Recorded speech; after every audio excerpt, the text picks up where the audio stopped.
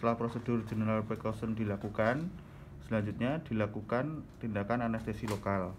Anestesi lokal dilakukan sesuai dengan indikasinya, bisa menggunakan infiltrasi maupun blok anestesi.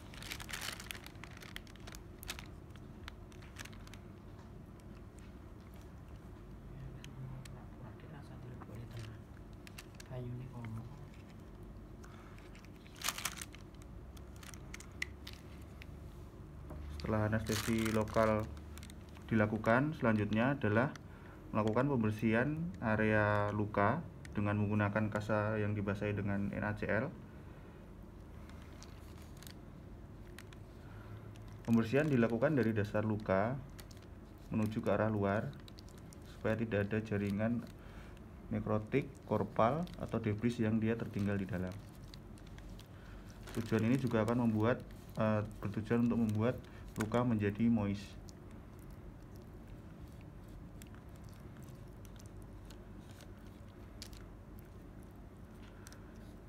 Tindakan pembersihan tidak usah menggunakan tenaga terlalu besar, karena nanti kita akan melakukan tindakan dengan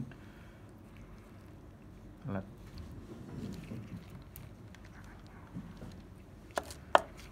Selanjutnya dilakukan tindakan aseptik dengan povidone iodine.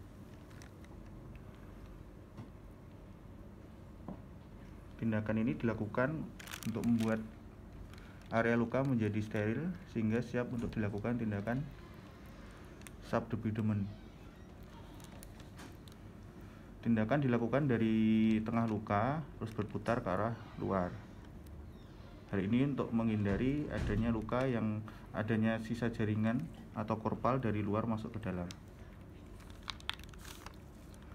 Selanjutnya dilakukan pembersihan povidone dengan kasa NaCl lagi. Cukup untuk membersihkan larutan povidone aja sehingga kita dapat mengidentifikasi baik dasar luka maupun tepi luka.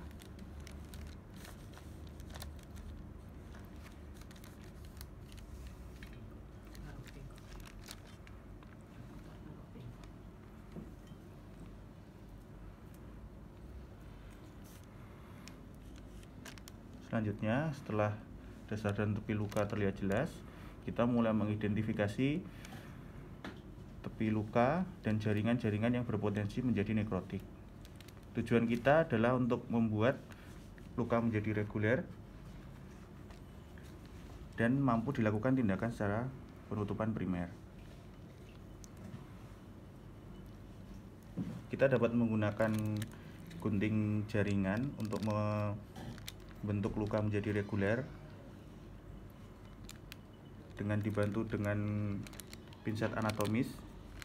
Kita melakukan debridement, mengambil jaringan yang sudah tidak didukung oleh vaskularisasi yang baik maupun tepi yang irreguler.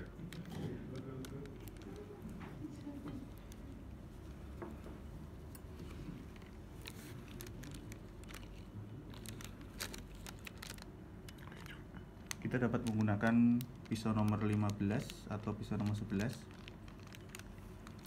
Tapi perlu diketahui untuk tidak menggunakan tenaga terlalu besar karena dapat melukai jaringan di dalamnya.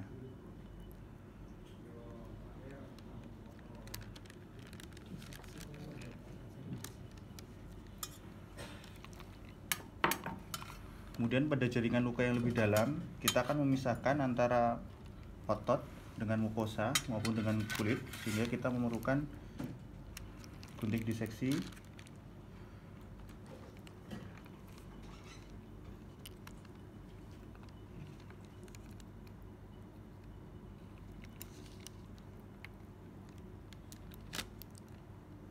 Hal ini dilakukan selain untuk membersihkan luka, juga menyebabkan vaskularisasi, untuk mengecek vaskularisasi jaringan di bawah dari tepi luka.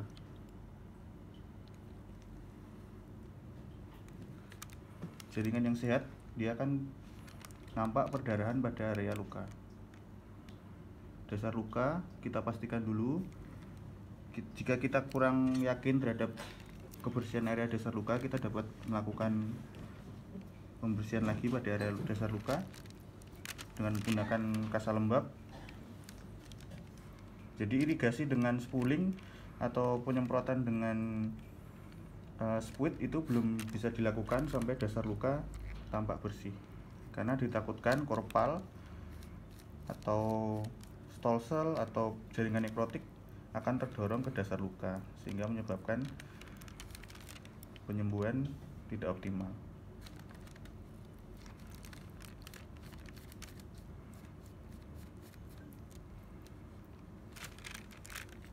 Ya, jadi kita pastikan bahwa dasar luka terlihat bersih, kemudian jaringan di atasnya itu tidak ada yang mengantong. Jadi dasar luka jauh lebih kecil dibandingkan dengan tepi luka di bagian atas. Setelah semua tercapai, kita dapat melakukan penutupan jaringan luka dengan primer. Tapi untuk memastikan, kita dapat lakukan irigasi menggunakan NaCl. Irigasi tidak perlu dilakukan terlalu kencang untuk tekanannya, kita pastikan aja untuk jaringannya bersih dan moist.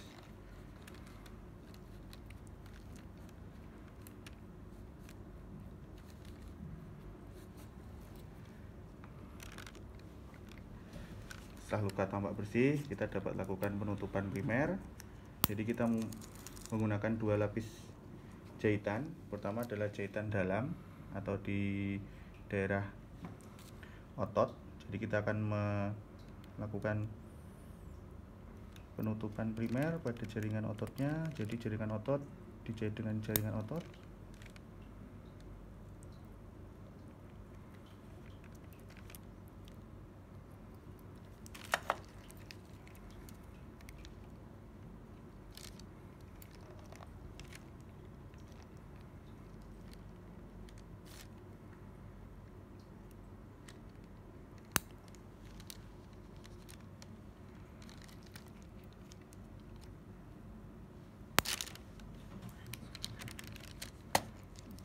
Pada jaringan otot, jika ada jaringan yang avulsi atau yang hilang, biasanya pada waktu menjahit itu ada jaringan yang overlapping, makanya tadi kita lakukan debris-debris tajam supaya tepinya menjadi reguler dan dapat menutup secara primer. Selanjutnya, setelah jahitan dalam dilakukan, kita melakukan jahitan penutupan luar pada area kulit. Jadi ini adalah area kulitnya.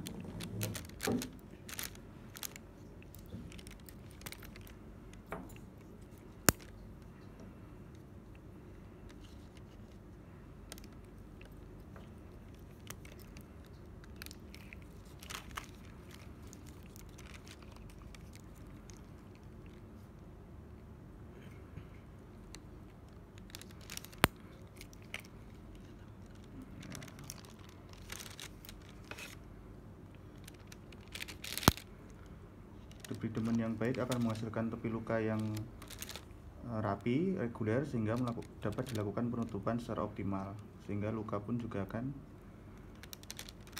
tampak baik. Ya, demikian prosedur praktikum debridement pada jaringan lunak. Sekian, terima kasih.